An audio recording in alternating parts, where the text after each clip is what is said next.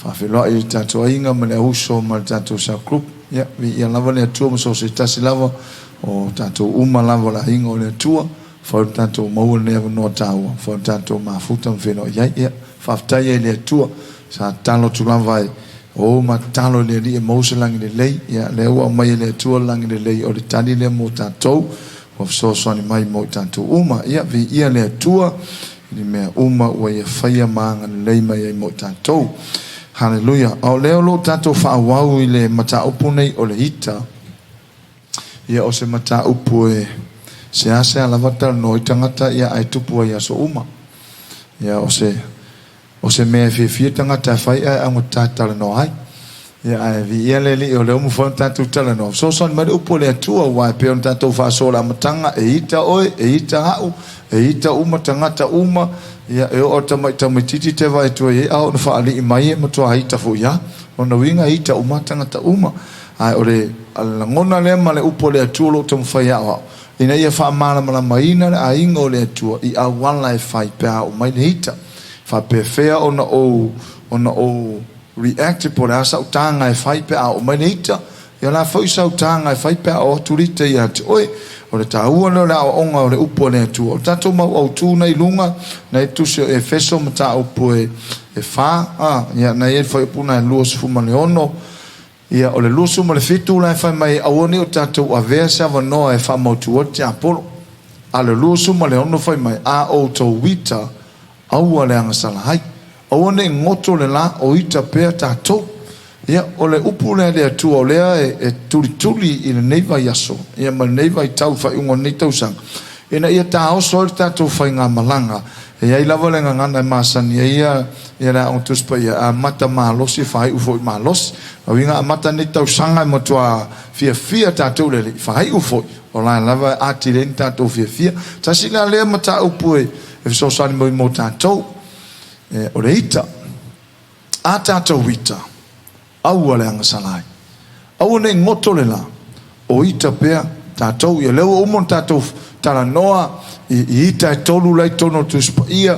O le ita e whaale I longa le lei ona I loa. Le tau o le passive aggression. O le ita fōlele e le ngāo ia tele. E a ati lava tamana. Le e whateita inga le tātou whaia le tama leo apisaloma. Ia ma le tau ina leo le tupu o apo. Ia ua. Laele o ngā ioi se mea a olona mawhau la ti ngā. Le nā lai una whao tō vino nā pota, mwhasioti nā pota, o a wala uma I lungo le hita, whape nā fwoi apisaloma, levan ta milo apisaloma la tau ma le hita I lono loto, e lua tau sanga o ta milo, e le aise me o wa ai atu ai o tupu, a o lai whawhau to tonu le ngai ngoinga te le, e mafuai o na hoti tamaleo a manono, a o lo nauso. Le sile mea e whanau mai le ita lea. O le mawhai ei o na maua te ngata o le loto wha mangalo. O me leo le ita le ngā ioi, o le ita e le iloa. E pretend e pei o lai o kei mea uma. A o lai ti ngā le loto. Le ita la na e whai asina ma ati. E le tatau o na tupu I se tangata o le atua. Passive aggression. O le lita lo na lua, o le open aggression lo na winga, o le ita e whaingo fia na mamuru atu le tala, whaingo fia na alanga atu ia o le upu ita tangata atu. Tatu tala no e upu sa sao mamala, ma tatu mta upua, to inga ita fole no leo tele. Ua malanga atu nei le whamatalanga, ua luatu upu, ua le mwhainto e tahofi. Wa vai o lista ngata o na ita matua itangia. Wa vai stangata ita itangia. Ti ngā o le loto. Rita nana ta o le open aggression. E le lei fo I mo tātou. E tupu e le angasala. A o le turi au pūle maulea. A ita aua le angasala. Sesi fa o punga a aua ne I angasala pe a ita. Lona winga e iei le wanoa ita o mai tangata. A e le tatauna iei se wanoa e angasala I tangata. O le la tau tata no hai. O le ita lona tolu o le assertive aggression. Assertive aggression o le ita le tatau o na ita ke usano. La to nga ita le o le ita me fai no ka ngofo ma so au ma fa senga uma me uma ya o mai le ita ka ngofo le ma vai mama. Vai mamole vai mama vole. Lua kwale le masingi ia maleuka pala o maa paku o maa la popo se ia o la val pala. Nga swingi kwa sa e lunga me vala vole tofu manvang. Palasi man me la po maulunga palasi man me fololo mau folalo e o kulpiko lalo. Wa koia o le pala vai mama.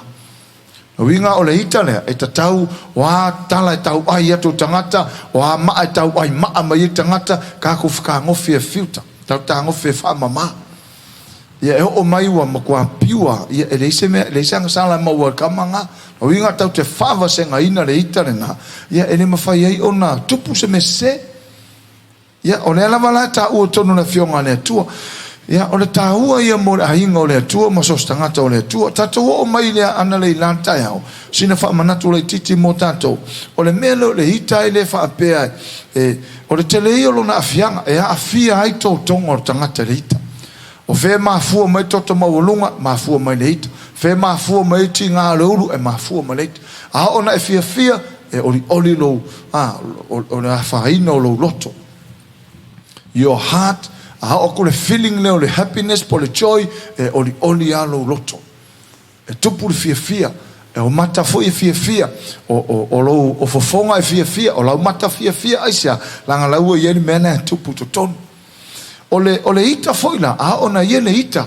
e pe ona ufa manatu pe ona utala no atu taia o susu enga ne po fo mai profes o le ita o le vaenga o le oken po le poli pata no foleta o le liva o le tangata ya faina le liva ya faina le coplera ya faina le spleen o tangata o mea umai atolu ya faina pe aita tele tangata ko se le emotional por feeling le urutinga headache ia male hypertension mo le toto ma walunga o mea umai ya afia pe aita le ala leo tamu fai mai o le atua e ale lana upo e fesoso mo i tatou e leo tamu fai mai le atua whaapea aua ne i tohita ses ai tamu fai mai le upo le atua aua ne i angasala pe aita Winga ia iloa tangata umar whanau le tua tio whape wheo na tau le mainga how to deal with anger le ato ngā me whai ai pe hau manit a wai o atu ina e o ma inei ai au mai kako sapu sapo fōrele ma whama mama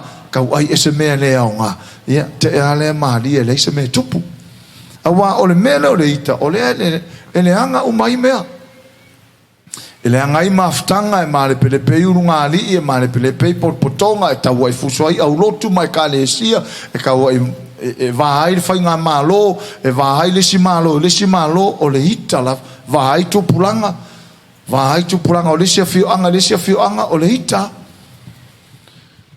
yo male liwa e foi tangata o le hita a le wa wina ita to o le ainga o le atua o le asa tato me fai le asa tato fai nga fai ai awai ele tere nei merit le moanga ngana le si fai a ngole sa uta watu na tai au fa pia hallelujah for my the wiser you get the more you realize that getting angry is not worth it o le poto e maua o le tele o malama o le telefone na tanto lo o le ita le o se mea ya nga me monia le o nga le ita ya tato ele pengfite tato na le vave ina motua ma ele ita so ma o le la tatu tata no ta na i mau e pe o le fata oto suma le ono fai poto suma le lua fai mai e sili ona le lei o le ua ngese le ita i le ua malosi e sili foi le ua pule lono loto i le natea ea le ai mai la le New English Translation me better to be slow to anger than to be a mighty warrior and one who controls his temper is better than one who captures a city mai le fata auto su fan lu su maleiva o le ua fato toa e te lelo na mafaufau a o le ua ita ngofia e faia ina e ia i lunga le valea ia ua ngofo ngi mo mafaufau nei mauro o fa mai le fionga pa ia le atua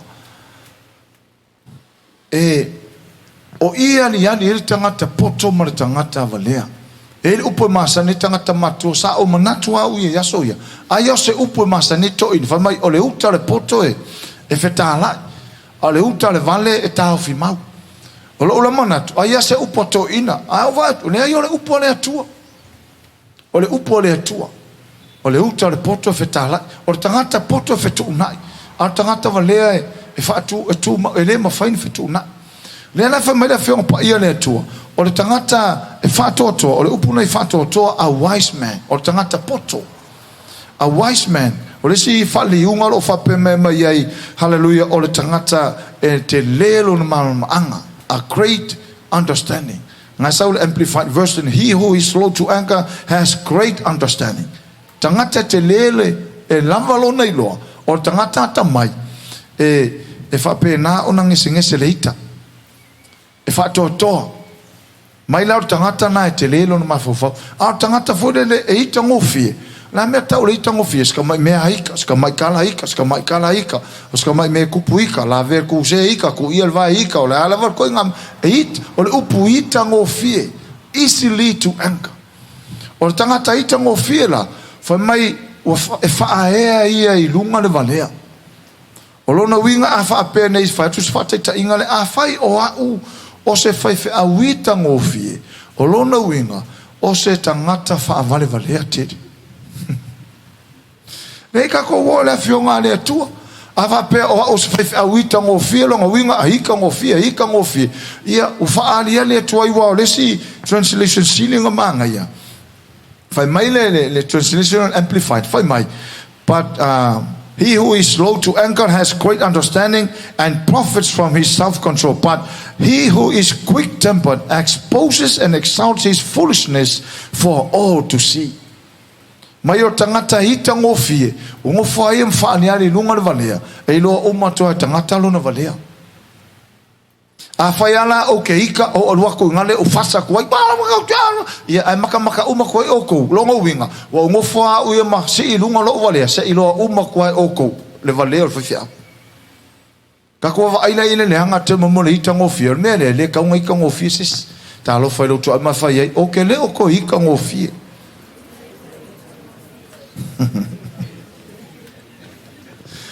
a fai fo la ika ngo fiese si se o kakau o fa maulalo ai fa maulalo le upo le tua a wa ele ma fai nga kan ele ma fai un tato feta ngo fi vo fata inga o ule le o mai fa lingo le upule le fa ngo kam fai ka so se me o fi ai tala ma sani tangata mai ele ma fai tato alo le aton diu fa pe le fai mai le upo le tua ngo fa o ma ka mi milo fa malie me le te mana o le ai e fa malie o u halu o le upo ai le upo kam fai sa ya o ngo tele tangata kam fai e koso mai le upo fa fi ka u le me le o ke olai ai le ai e alu o kam fai fa fika ulo ola ile me la ile standard o le upo le tua le o ngana la fiong pa ia le tua o le ele leila me o le itango fie o le skama I mea ia sui foringa skama I mea sui foringa skama I mea sui foringa a wa le stanga taita au le wa vai ska ka ika mo kwa e ika mo fie ika ka mi uma ke va kwa esela au le o ka piko siringa nga au le nga ka ika mo fie awa foi vai on foringa mo kwale foringa mai ise tangata wa vai le failo inga tamale e sa mai akopo o le ika o e sa ika fi fasioti e mamlama umata tu tala nga ika o e sa fola e sa longa fasio kingo yakopo o ngolewa wo ya halu ma ave manuia ai fai mai la ina o foi mai akopo a to failo I ma e sa nga onga failo ia yakopo ma e sa feta ngisi wa te ale ita o e sau ai fai mai akopo le tala yakopo la wa ai folinga o e sau mana tu foi o ile na ita matinga o e sau a o yakopo le fai lan tala fai mai e sa wo va ai o fofonga pese I wo over ai fofonga le tu a o ile kanga kalenga ika kanga ka kongwa le peu ai fonga le tu la mela o ai Jakob o le tangata sa hita o le tangata sa tinga o le tangata sa fie fasioti o mela ngalenga sola Jakob sola wa fefe ya Esau fola Esau ke va ai me o ke mawai o ke fasio kia oi mau alo Jakob portala fai mailo mortinao Jakob alu ore ale mo folo ko ngangele se ke ale ka kamanga Esau lai e ko e foi mai la Jakob po felo I ma Esau o se felo inga wa yele loto fa manga la Esau Jakob mo le fefe ma le leilo Jakob wa le vanga ke ale ko esa fa ma nia ina o felo ai ma fetangis e va ai atu e Jakob po folingo Esau fa mai lo le tala Jakob a o va ai o folinga pese I o va ai fo fongo Jehova ke lo o e mo le au le leio tangata pe a te alita Pe vai fofongo le atua tangata loto whamangalo. Pole ki ngao e sau sai ai, pole ale loto ita o e sau fie fasioti e Iakopo, o re kaimi ngaru ese ilo na ita, va ai mailo na uso Iakopo fai mai, o va ai pise i o va ai fofongo Iova. Te lo fōringa o tangata o te ale ita mau i ele loto whamangalo. Pe o va ai fōringa o le atua, o le au le leia. Fai lo tua o le au le leia o tangata ai le ita.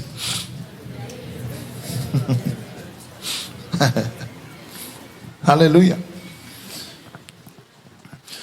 O le tangata la ngese i le ita, o lona winga, e ala na mafua o nga ngese i le ita, e mafua mai te lei o lona knowledge, e poto, e atamai, e yeilo na maanga, o le mafua anga la, e leona, o na ngese tangata ita, o le tangata ita vave, e le tangata poto, te whaila i lo tua oi, e le tangata poto, tangata ita ngofie, tātou e mai mo mai whairesi i resi.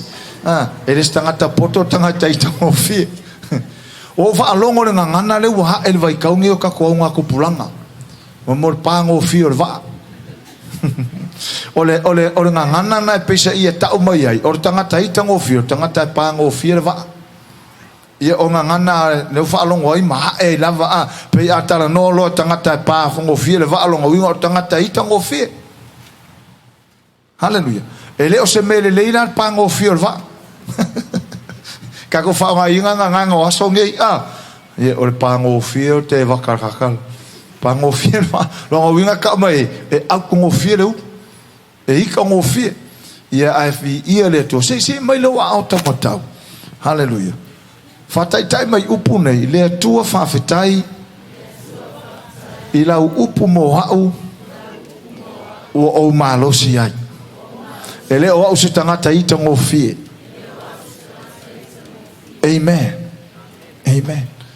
Awa a ika ngo fie tangata. Ale o manino tuspa ia. Fai mai a. O le ua wha atoa toa e te lelo na mawhau a o le ua ita ngo fie e wha e a ina e ia i lunga le poto po le valea. O le valea. Ia kako maka umala ia ai fai ia sorry ia halo ia lau manga koa ua koa mangu malele lo ua kako maka uma koa ilonga vai mela le tawon fai te o fol fai au ia e a maka koa I kau inga e au nga uma ia tātou le upo le atua. Amen. Hallelujah. Ia mangai o ngai maunga o neila. Hallelujah. Ma le maulan tatu tau e tai au ia o le whaipule lusu mana iwa ai o le whaipule tau se furu na tau e whai mai o le tangata lai whapena e palango fie iwi mai o le tangata matau ai palao na iwi o le tangata fole le leile loto e malolo tino ato le sile ale mea e laima mai te lo tangata e le ulopo ha mai fiu wha akar whare mai e fiu me wha alongo fo mai ai le maua se mai Yang fa pere ai se ke mongi a waile mo x-ray for mai ke mongi ai fiwa suena lama ele o se ke mongi misi mar ke mongi misi mar suka mar ko mo volunga ai mo fonga ole hita fa mai ole loto le lei e malo lo ole ola le le tino uma ole mataua e pala ivi fa mole ole upo le tu le wala unga mai moa mo tato uma e mai e fotanga ta mole ita so mana tu sto ino apole nga mai e lunga mo nga mai vale fa no na pota ia ole unga lenta to va ai eles vai sontene haleluya o neila se o tato fa soa ini nai mau ma le fionga pa ia le tua e fe so ani mo tato e ave ese ai mo meo langona le negative emotions. Hallelujah. Longa winga la tatu talanoa ile upuita mai mau la fionga le atua. E fe soane ai mo tato ina ia mafai ona tato tamafai e ave ese le ita awa alu ese le ita maratangata alu ese fo ma meia ta o langona le negative emotion.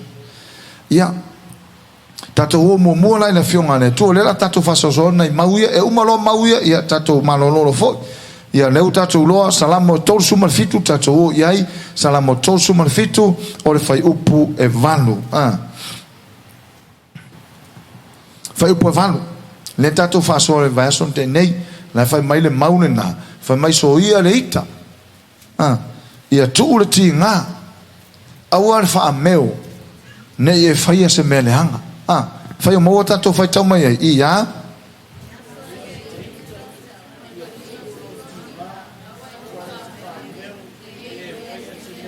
ioi fai mai so ia le ita ia tu tinga a fa pe o le utala no mai le fionga le tasila le mau so son mai mo tato e ave ese negative emotion o tato o le emotion le o le ita po le fini fa longona le o le ita o le utala no mai tu spa e le utala no mai tu spa ia au ne to ita a tala no mai ile tangata tonu o la ita fai mai so ia le ita tu ulo tinga au fa meu ne I fai se mea leanga fa pertani o fa pe mai let go of anger and leave rage behind.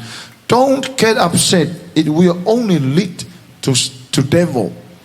Ole melea ale mafaya tangata na ese le ita pe pule ia le ita te me ita. Ole me tupu e ta le ita le tangata e fai le melanga. Ole onga la fengo pa ia le tua. Halo ele tau ona tatou nga yoi lungo falongona ia. When you can act based on your negative emotions, you might make the wrong decisions. Fai kau ke ngā yoi lungo o tātou whaalongona le leia, le wo, whape le wo uti ngā lo teimi nei, o ngā yoi lungo o whaalongona ia, wo uita. O le mea tupu, e se ia o whiwhiringa ma o me whai. E au na o whai ai se me leanga. Le tala tu spa ia le whai mai. You might make the wrong decision. So take your time to calm down before doing anything. Yeah, fama no so tatu te me tatu te. So au tinga I tingana. Ina ne te o ai tau te le fai ala vase si mea. O inga fai tinga la usunga pe tinga hau ngo fa control. Ia ma o vave o fa maulalo ma fatam fai fa telo wit. E manu ele fai atu si mea ma fai na tu si mea. Ma faina toi a inga ma faina toi tamaiti ma faina toi ia me totino mo ris ko ngai ka le la va sa la kwa o tv a ko fa ia le ngai fu me ka unka ia o lunga la volita me le fa me fionga le toi na so ia le ita tu urtinga au fa meu lo fa meu au popole au fefe au ne I fate ia au o mena tupu pa ona Halu lo fai sensi me leanga. Te lo istangata e vavai kulo, te lo istangata e pule lola, wo fai me leanga na o le pule lola, ma inu vai la au, ma kasisi ua, tu lo le ngangan. Ona ua, o tinga. Ekipi lo le kama ke awa lo pule lola. Pe ekipi fo le kenge ke awa lo pule lola. Fai mai la le maure, awa fa meu, wa le si nga meu le, ma fo le pule lola. Mo me fai ngā wo fo ia ke o mo kusia fa fose ke o ava kolo ma le text fo dele ia o le aso nei o mai ta o fai mai esta mata ora o pule lo wola o la me o kupula me la pule lo lo ma fu mai o kinga ai a tu tinga ele ia la se mele anga fai ai a tu putinga ona se lo le filfilinga se filfilinga pe ekipi kinga pe ekipi kenge a me polai fu keeper boyfriend a me polai fu la le so fu le tu mai ele right time right boy right girl mai kenge sao mai kama sao al melo le hanoi fu mai mau ia afu mai maude se filinga pe a fai e tupu pe ma tu pe tinga le lot mene le fai me tu spa ia au lang sa o fai te tenga o le tua au na yang sala amen hallelujah o lo o ma ya ta tu le fionga le tua lai won ta tu uma le upo le tua ina yo ta tu loa fa altino leita yo ta tu loa hando leita amen so lo tu sim le fata otto lusu manaiva Leo tatu malama wa amali upo le atua e ita tangata uma. E ita tangata uma. Hallelujah.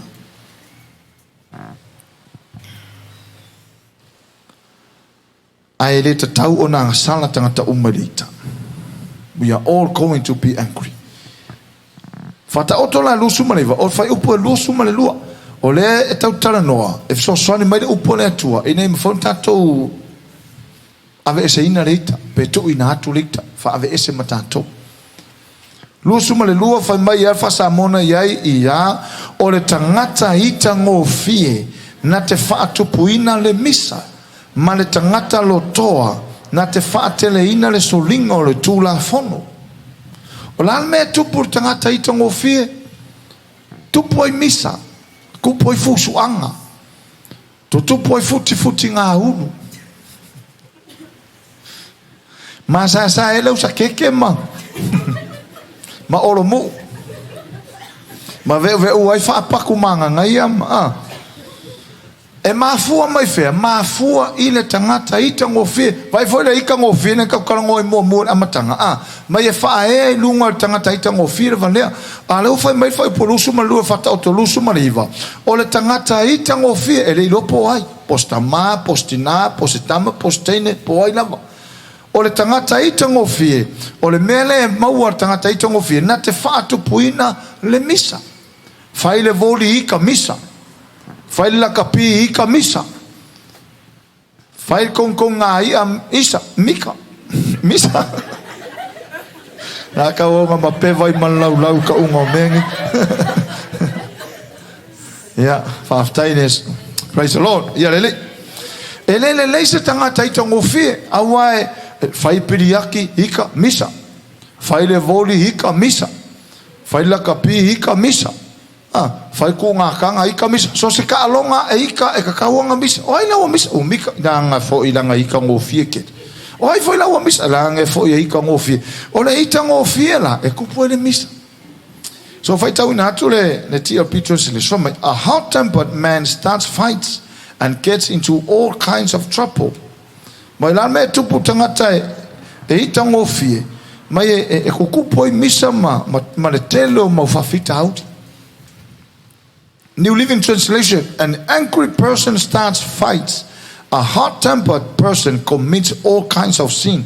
Mai o le tangata ita ngō fie, ia Paulo le me maua, ngā ke whaakupua misa, pe ngā ke whaakupuina fusu anga ma misa, ia fai mai ma le tangata lusi ngō fie longa uru pe le fie ngō fie, tangata lotoa, fai mai o le ia whaia ma whaatinoina le tele o angasala.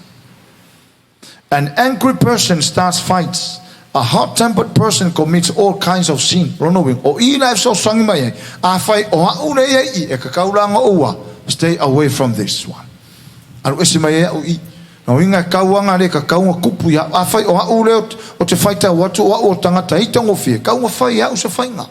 Le ale mele tatu whaasori ta la inga o le tua self-control. O le self-control o le fruto le nganga o le fuo le nganga. Hallelujah. E control e ia wow. Ina ia aunga ia afia o iwa leo fai mai sao le mau. O le tangata ita ngofie. O haila fa mo le po ai. E fa sino tonu o tangata ita ngofie. A fai o hau e fa singo la ia. La la me ka un fai hau. A fai o hau le ika ngofie ma ko kupo imis. Wa me le wa len o ta longa o le mele le. Ta longa e fia matalie. Al fa vela.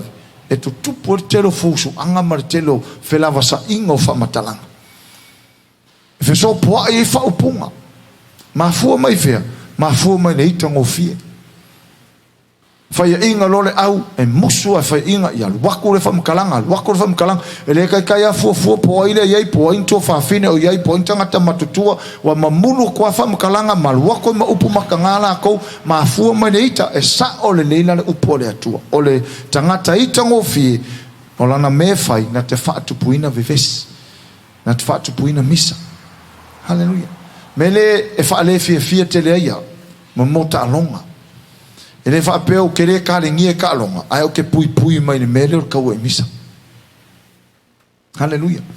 Ele fa pe o kere fia ta longa fa pe ina fa pe ia langa me nga le ka le ngie le ai o te lo le awala sa wat ke apolo. O la me la fa silinga local fa ko le e awar fa ia. Aisa langa fa ko le hui mai ke apolo ko.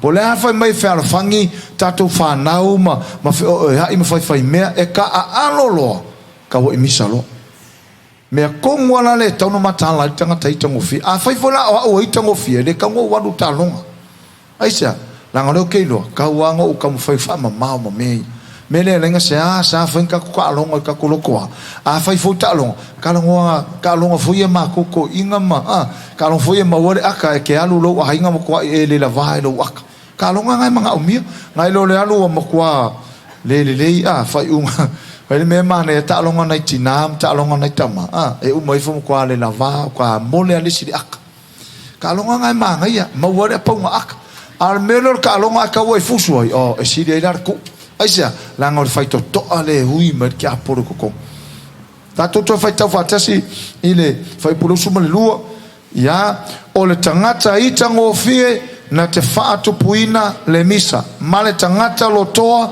na te whaate le ina le solinga o tula fono. Amen. An angry person starts fights. A hot-tempered person commits all kinds of sin. Ia, ele te tau ana iai tātou le mea. Ia, ia le li. Ia sisile ele whaita aunga ma ta apoe fitu. Whaila aunga ma ta apoe fitu.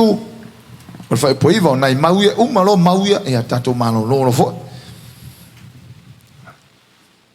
Fai la ngoma ta profeto fai poiva a fai mo tato fai tau fatasi ia aua le fata alise ona ita o lo loto aua e tu maule ita I loto e vale lea o tangata leo Solomona ele skamai kangaka o tangata fai mai ele ai sesi tangata e sililo na poto e luma pe tu o Solomona ku kasia Solomona le matauti o le poto na ave ia ele atua o ia la lea na fahane ai le nganga pa ia wale tau telo o tus pa ia umalava mai le nganga o le tua ia e a ngaya o i e fa tonu e fa poto i tatu uma ile fionga le tua ina ia saunia tatu mo ngaruanga le uma tasila le mau o lo feso so ni mai mo tatu fai mai fai upo iva o le fai la unga mata upo fitu tatu fai tau ia awal fata alise o na ita o lo loto awa e tu maule ita I loto e vale lea. Ok. Lan mele won me tu spa ia awone I vavele ita. Awone I vavele ita. Langa e o le loto fai mai o le tangata valea e maua ya le ita I lona loto. A faine o hau e lea faina pe fiati kri o tangata lea. Ai a fai e pola so ngei o ika ko e alu muka ea o ika. Wakako uloa o le tangata poto pe valea. Tangata valea e tu sa male fionga le tu fai mai au le fata alise ona ita o lo loto au ai tu maule ita I loto e vale le o le melea o lo mai le fionga le tu tato mau au tu au ne uma le aso au ne ngoto le la o ita pe tato a fai ngoto le la o ita pe fai fe au longa winga o fai fe au valea fai ku aka I kam fakai ka inga wa a fai fo mai mo mas fai fe au I ka ngofi ia ka hua kele le maule mo tatou fai au wa isi fai au ma kwa hika le anga ai au nga fo ilanga le o tano tua o fai au fai nei malui mo tatou au na le atua wa isi fai au a ona hita tangata le urotu e halu fa solo a ko ia po le aso hao ko e hao po la hika fai mai e tu maule hita I le loto le tangata valea a fai la e tu maule ita le loto le tangata po au o vai asole la ka kisi masi o la kam fai fa ke ale koles longa winga wo over se me wo over le valea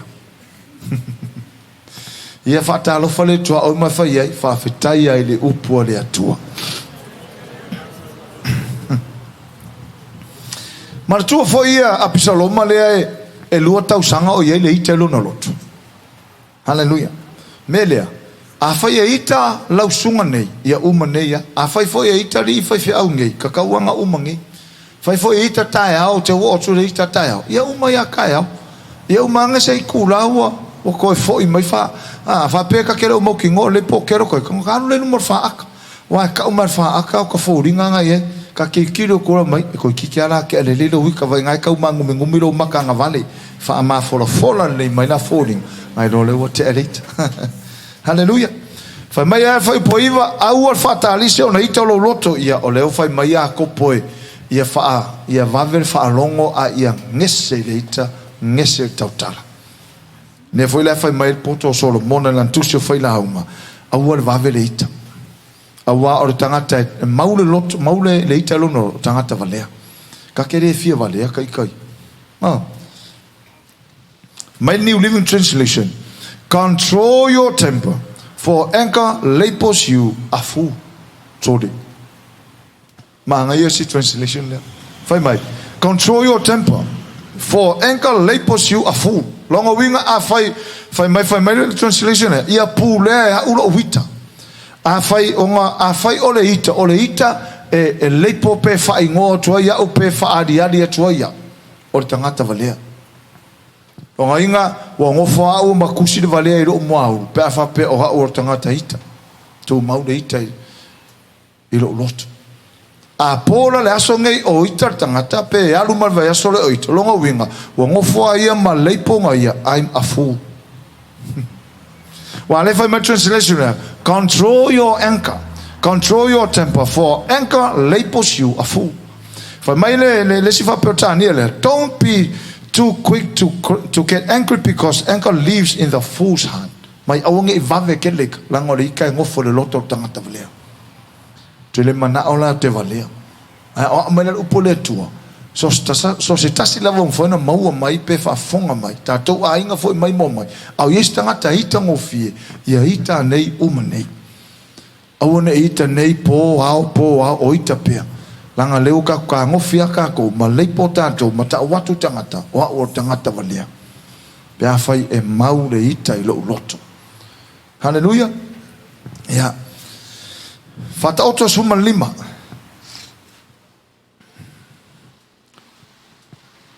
So swani mai le nganga pa io le tua. So swani na ia fate te angofia ma ia. I loa tātou tio ma nei meo le hita pe au mai. Fatau to suma lima fai mua. O fai mua lo fa pe mai. O le tali file mu. E le liu e se ina ai le hita. A o le upu fatinga. E tupu ai le hita. O la le mea tupu le tali file mu. E mo ma lie e se o tua ya le hita. Whakakai ngā whape o se ununga li I fōlele o lai awa avau kur kamara ai. Hengo wha iaku ia oe. Ia lau whalongo whape tina se han se ngai ke lo le leia.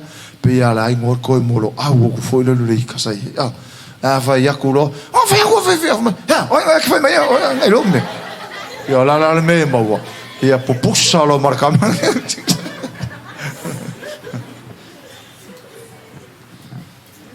O le tani fine mua ni wane ita.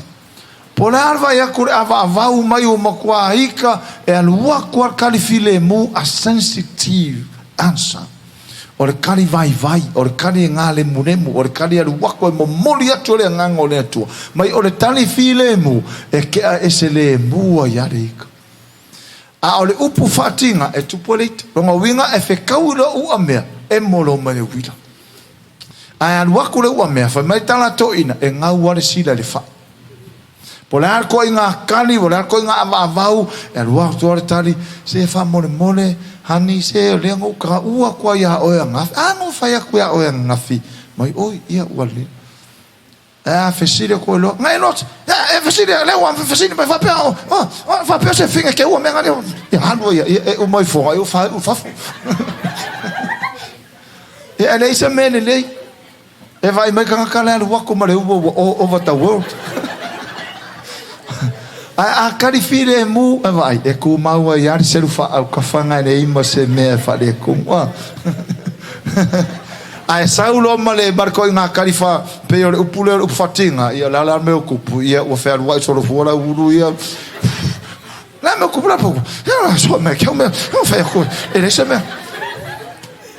Calm down. O le tali file mu, a sensitive answer turns back wrath, but an offensive word stirs up anger. Fai mai o le tali, o le upfatinga, ia kamalanga sa ve ua runga le ita. Ma ngai o le tali file mu. Fai lau tua o le tali file mu, e aru ese le ita.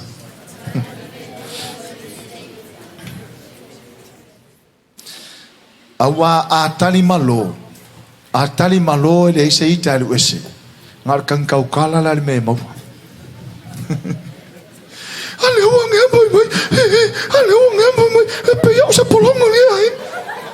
kalua yo le a tari file mu a solo ngale ya me ya a kari molo ponga ya no I wa furanga fa ya e sa o le leile upore tu ai halanga se o ka ko le fa ya ya me ia neli ia fata auto su mal fas fu mal fitu ano lava la usa ina umata to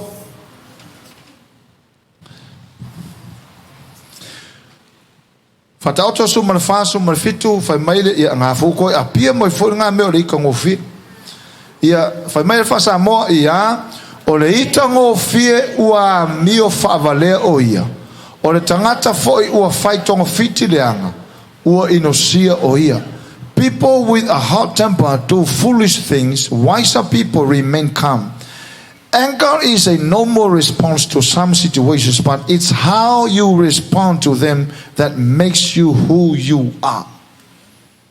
O le tangata ita ngofie e le ngata fai mai o le tangata valea e le ngata fai mai fa tupo ia le misa a le fo fai mai e a mio fa valea e le ka kauang kupu ya kako wa mai umanga ngei mau e lu ia oi le a ingo le atua le tino kerisu ina ia maua maftanga no folele.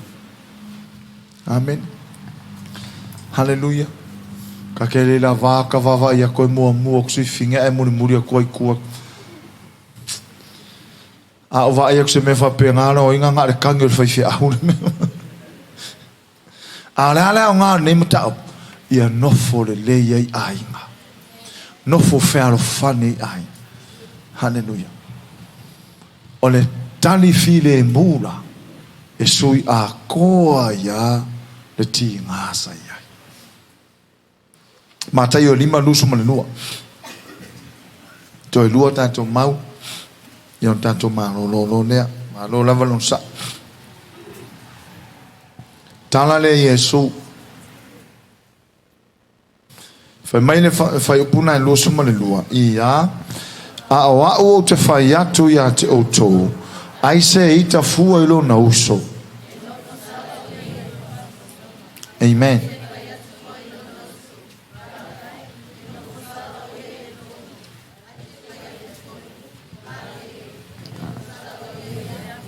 Ya, fai mai fai po lusu martas. O tau fa longo na fai mai e na mua. Aua e te fasioti tangata. Ai se fasioti tangata e no fosana o ia fa masino. Tangata na mua au faso tangata. A sau Yesu fai mai. A o te fai atu ia te otou. Ai se ita fua ilona uso. O le fasio tangata sa sau Yesu o iai. O le fa umo le ola o le tangata.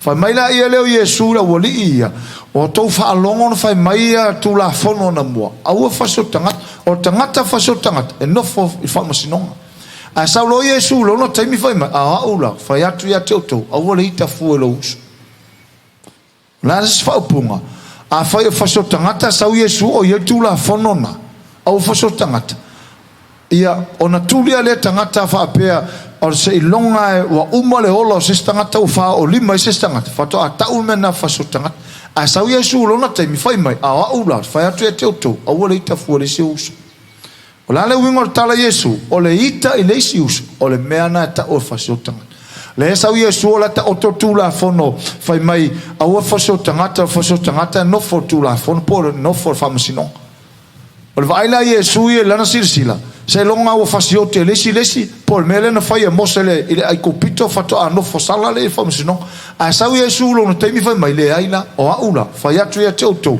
ai se ita i lo na uso o le mea na ta o faso tangat a fai mai po sumalo a o te fai atu ia te oto ai se ita fu i lo na uso ai se ita fu i lo na uso e no fosala o ia famsino o fasio tangata sa ia na mua tu la fono sa o Yesu o ia se lo na uma le ola tangata foto a no fo famsno a sa Yesu foi mai a ula foi atu e te oto ai se ita fu lo nous e no fo al famsno la lo mo tala Yesu o le fasio tangata na tau tala ia Yesu fasio tangata la ne ia tu la fono o le fa le ola le stang a sa Yesu o mai le tu la fono silio na ta ua tu lo le Awa a umar tau sanga nei o te le I fasiotia se tangata. Ona winga le ta'ua o stangata anga sala. Pe ta'ua o stangata fasiotanga. Ai a fai o te ita I leisi uso. O le fasiotangata na taimio Yesu. Sau Yesu fai pulusu matasi mai no to whalongo na mua mai aua fasiotangata no fo whamsong. Ai fai mai fai pulusu malo. A o te fai atu I te autou Yesu le. Ai se ita fuelo na uso. E no fo sala o ia whamsong. Ai se fai atu lo na uso raka. Ole upu le taunu mamala mai tato.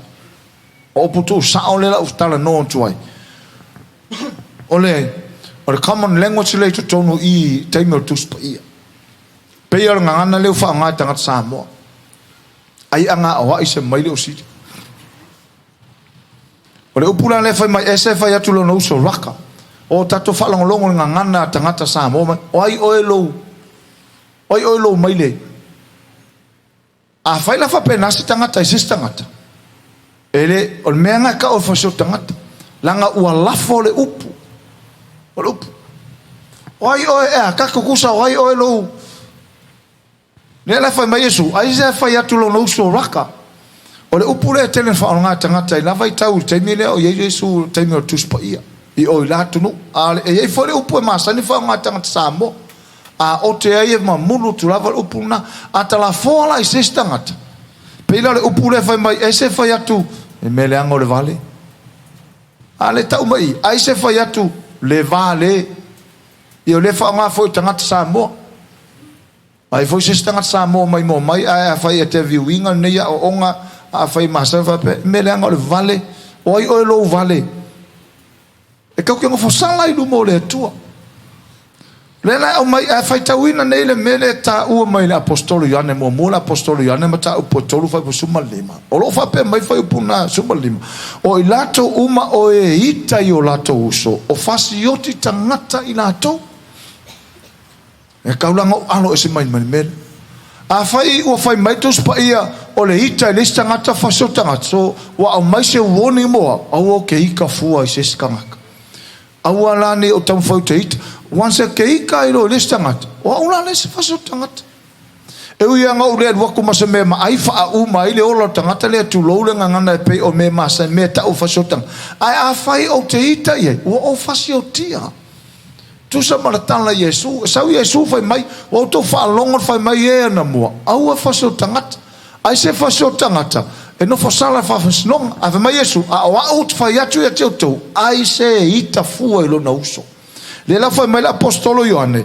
O I lato uma o e ita I o lato uso lona winga. I ta tau ana ki lia ia hau yaso uma mataimi uma.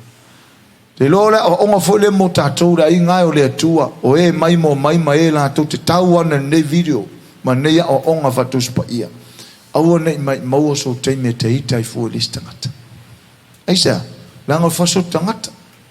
Faso tangata. Pele I fare pui a se si fasio tangata. Pele I moria se si fasio tangata. Aya uita I tangata o a ulani si fasio tangata. Mele o le fai mai tala tuspa ia. Fai po suma lima mumuri ane apostol mata apotolu. O I lato uma o e ita I o lato uso. O fasioti tangata I lato. Ua o tou I loa fo ia le ai se fasio tangata e tu mau ia te ia le ola e whaavavau. A fai o a ua fi alu le ola e whaavavau. Aya fai o ke ika ku I, ika ku ngā o, ika ku ngā I, ika ku o, ika ku I whea, ika ku a pai mana whai. O malu e lua lo ua vangoe le ola e whaavawa. Wa makanga whese e ka ilo ua vangoe le ola e whaavawa. Nanga le whai mai, e le tu mau le ola e whaavawa ia I lato o e whasiotanga. O le mere, ia, whakiria ia. Whai lo tua o ia, whakiria loa. E one ita fua iai. One ita fua. Mai mau forkei me ika fua iai. Oia waku, oia laku mui oi. Se awan mai mau forkei me ika fua iai. Masang na faila utala lea. A fa alongo se tangata o faia ngiau kala. Se au ke popole o ngae sangi pepa fa ila lo soifua. Haleluya. Awan ika fua iai. Tio ale atua matangata. Oia ngae ke sida fiola ika ya oi. Tatalo mor tangatana. Tatalo. langa lai fai mai e le tu mau ia te ia le ola e whaamawhau fai mai o i lato umo e ita i lato uso fai na hoa ur fai fia au o ke ika ia oko so le o a ula ale si fasi o kangaka e kusa ma le upo le atua melea e malam so stangata malam le fionga le atua tam fai ia maua fia ia so uma aonge i fai ko nganga foi le se o lo ungifo kuri mangu ar kangaka le se aonge ko fai ka ko ungifo kuri mangu ia iloa o la upele o le tangata o le atua haleluya o la uo ke no a o nei malama tangata ile upo le atua o ka se fe alo fani o me ngei o ekalesia o ka se fe alo fani o me ngei o ungali o nga fe alo fani o ungali ma lo farta maltina haleluya e o mai fo i ungali i to tono le ainga o le atua o ka se fe alo fani o le ekalesia yesu asia langa o la ingi a inga fe alo fani na yengi a inga ele ika fuwa le sides ma ile te leo le me tau no ofaya kawanga o mei ese mai le mele a fai o te ita ia o vavenga o wha maulalo hallelujah a fai fo ia te ita vavenga e wha maulalo get down from your high horse wha maulalo a fai o te ita ne ia oi o a ula leo fasi o kia oi tulo lango le tau fa malama le maude mai o ilato uma o ilato ela ve tama ela ve tina ela ve ele atali ela ve la fine la ve tama matenta vo o ilato uma lona winga o ilava ita ile stangata faso tangata ilato wa tato wilo foi ele ai se faso tangata e tu mau ya te ile ola e fa vau o le ala le mela uika ko fu ile usunga pe afa pe o ke lo e malu lo o vango le ola e fa vau la la mela ai tai fo le stangata mele e au ele ka kaunga yesi si mau mele o le ita fo le silas au ne ita fo le silas ya mau murmuri na se ki kako ya vinya le mau murmuri e feso mtau pe fa ke le yo la fianga nge me le ita pe atato le loa handle le kam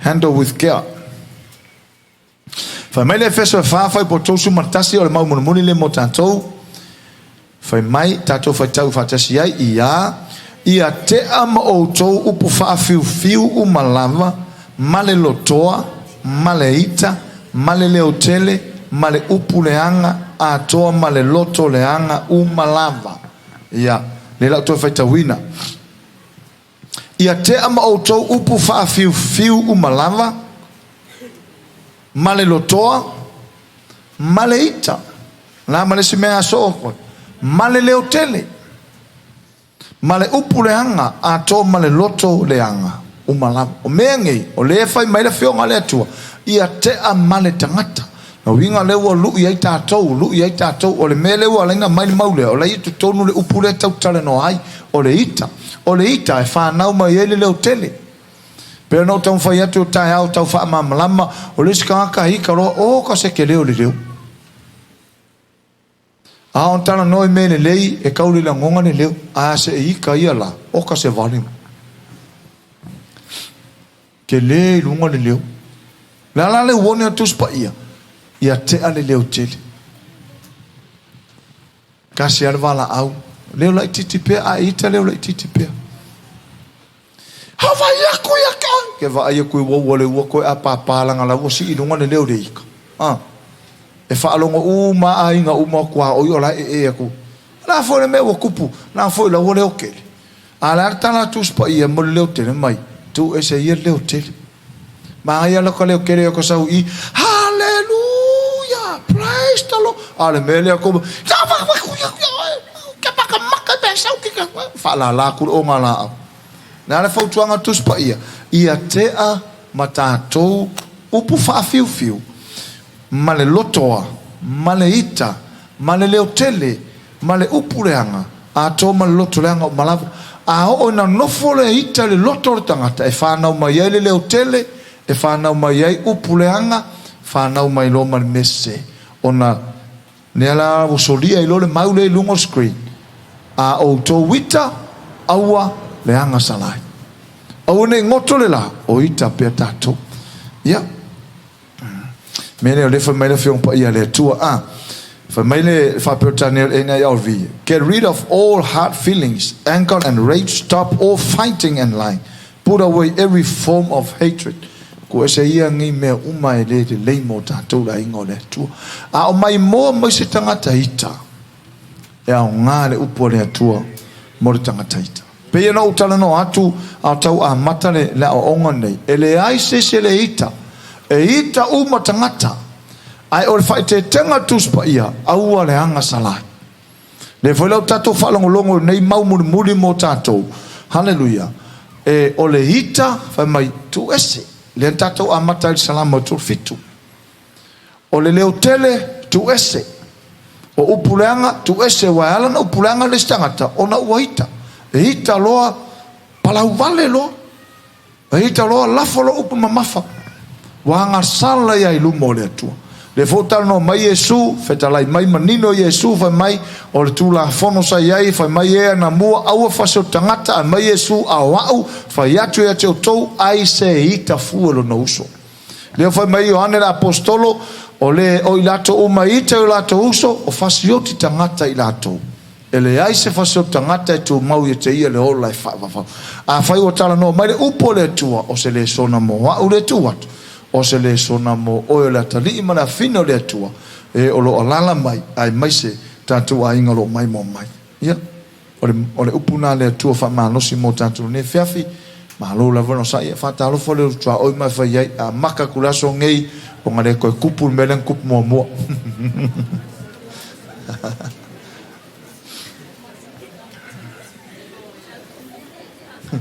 a mai mo mai foi se urunga ali e se urunga ali e fai ma fai se lua mai a fusu fa mone e a worko e fai na le ufa tu mai le fiong pa ia le tua na le e fai mo tanto se lu mo le tua a ye foi se urunga ali ta wo misa se fa mone a worko e misa e le tafer so ha u pe ale se fe alfan a tafer so ha u pe a fe alfan pe ye de lofa o ne si ia le leo wa le si tangata e loto vai e leo tele lo tangi ya fa manuia mai le atua a vele upo le atua fai fa mnianga mo a uma tatu uma ina ya fai tatu fa mnianga mo nista ngata e le ulo handle me le hita ai fa manuia tele le atua e neiva yaso fai mo tatu woso ta ua le upo le atua a wala anga yatu fai ungo nei tau sanga le la ta so fia ya tasi neva i tau e o lua ya le lofa manehita ya so son mai le atua ina yo tatu lo handle kama tatu lo sort out the lay en pule tatou o ne ngalo le maule ia teu lo loto hallelujah e sili le ngese le ita ile ua manus ma le ua pule lo no loto e sili le ua tamfai ha ele ai ya fa manuia mai le atua ia tatou uma tatou tu lai fatasi mo le fa mai haina fa ftai atu tatou ainga mai mo mai o ia ma waina la o onga nei fa ftai fa malo so tai mai fa malo fa tai ma futa mai ia nea o manuia tatu ainga i nei Samoa nei vai a lua no fali ia vi ia le tua o ise no fali o mai mo mai ia fa manuia tu le tua tatu ainga lava lo mai mo mai fa ngaina tatu penga te fai langi ia le Agape Christian Ministry fa tai tele i lo to ma futa mai ia tatu ainga i Samoa nei ma lo fa tai le sai fa tai le ma futa mai fa tai fa malosi vi ia le tua ia wa mai le upo le tua so sani mo tatou ia so umor tatou savaling hallelujah ia ma e tula iai ma na ia si ia lo ao fa ngasi na 5 minute fa ia tuai so fa tai wa lava se tangata i loa wa ngai te ia le upo le tua mai se fo tatou a inga lo mai mo mai a e mai mo mai te si da fia ngai a o le upo le tua a mete le fai foi so fa tai hallelujah wa o mai le upo le atua ina ia mafai ona i loa ha o konga fiki lo ubita e ita le fai fe au e ita tangata uma a o le upo le atua ha o mai ai ina ia o tatou lo fai se fainga o le fainga pito sili na o ngai ai tatou la hinga o le atua ia tatou faatanga le nganga pa ia fu o le nganga o le self control hallelujah e pu le o tatou tangata o nei pule le falongona ita tato ai o tato pule ina le falongona o le ita hallelujah Ia avea le ita o se mea e pule ai tātou. Ai oa nei avea tātou o se mea e pule ai le ita. Po o se tangata e pule ai le ita. Ia whaamanuia le atua o lui tau asa uma. Ai o lo ta oto le upo le atua. E lui ai ia. E lui ai oi. E iai ale fesili ai a kopo le fesili ai. Mai fea taua mamisa. Mai lava i o tātou loto. To tonu lava o tātou. O lo nofo ni mana onga i lele nei. Me le mafu taua i misa. Hallelujah. O se ainga taua i misa, o le ainga na la i to tonu le ita. O se urunga ali taua i misa, o le urunga ali na na e nofo i le ita. A leo tātou loa, fai mai e nofo le ita i le loto o le tangata valea. Tangata ita ngō fia o tangata amio wha valea. O tangata ita ngō fia o tangata hallelujah o whae ina e ia i lunga le valea. A tangata e pule no loto o le atali i le nama le afine o le atua. Na winga ita tātou uma ai pulea tātou o tātou loto. Self-control is the fruit of the Spirit. Hallelujah. Has been given to us to help us to control ourselves. Ia whaamanuia tele le atua ia tātou. Sia i o tātou lima. Hallelujah. Whaftai tele lava lo mātou tama. Whale o tu sau whaftai. Tai lava le atua lau upu au loa au ngā moa au lau au au na. E au ngā moa au lau au au nanga ia te oi. A wawu au loa mai lau a whionga a whai e tu maule ita ia te au. Wa o whaale ali atu o stangata vai vai ma le vanea. Ai whawhetai lau upu o whaali ali mai ai ma whai loa mai ai mātou teitotas. Ai maisi o lo tangata. Ina ia whai lau upu ma whaamanu yanga mo hau. Ina ia whai lea ma whaamanu yanga mo isi tangata. Ina ia ma whai o na whesoa ni atu le ita o isi tangata. Ia maa o tau ina ai nato. Whawhetai lau upu mo au le atua. Whawhetai lau upu mo o tangata. Whawhetai lau upu mo urunga lei. Whawhetai lau upu mo tamā. Whawhetai lau upu mo tina. Whawhetai lau upu mo tupulanga tamo mataine talavou. Whawhetai lau upu whaamala malama ina i mātou taitotas. Ina i o mātou alo esai. Ina i o mātou tamwhaia pulea. Ina i aune avele ita ma awala e whapenao na avea o se whaito toa. E mautu waili te apolo. Ai o mātou pulea le ita. Ai le o le ita e pulea i mātou. Whawhetai lau upu mo i mātou umatai totas. O lau tatalo e iai lau lava manuia i lungo o lau whanau lea. O e sa maua lava noa e whalongo longo ai lau upu. Lau whanau e sa mai mo mai lunga o penga ta whailangi. Ia iai lau manuia o lau fio lunga ia i lātou e tusa o lau upu. Thanks, I want to thank you, Lord.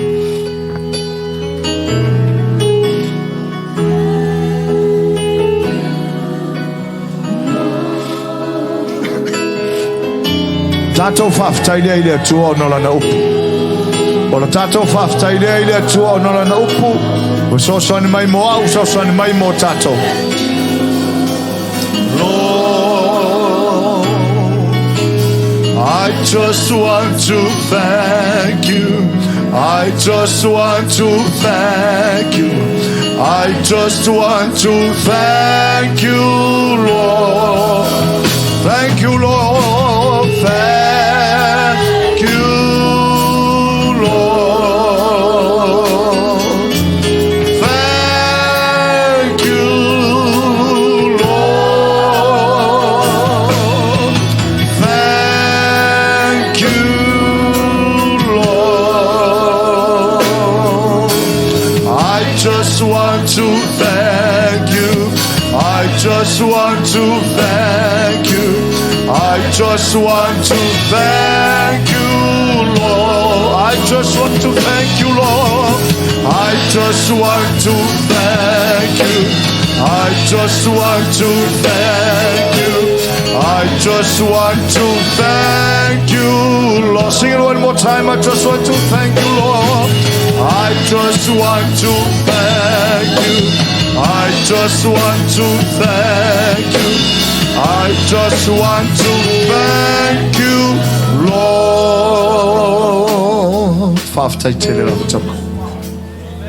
Hallelujah. Hallelujah. Tu mauia te oe lo lava vi inga e whaama mau lava. E mene tu tasi au tātou a au lunga. Talo atu lea tua. Tatou taulanga lu le am tatou talo atu fai longo le loto whaafitai ua ia o hao wha losi tatou I vaenga o le olanga areas of life. Hallelujah. Fai eo tatou tio manei meo le ita pe hao mai. Hallelujah. Talo trilo a ao tau matau o le a ao fai whiangai. Ia pati fia la ia o tatou li. Thank you, Lord. Hallelujah. Avesa olanga fia. Praise the Lord. Hallelujah. Praise the Lord. Praise the holy name, Lord. Hallelujah. Fa manuia telele tu ya tu. Fa fta ya tu tatu ainga mo me uma.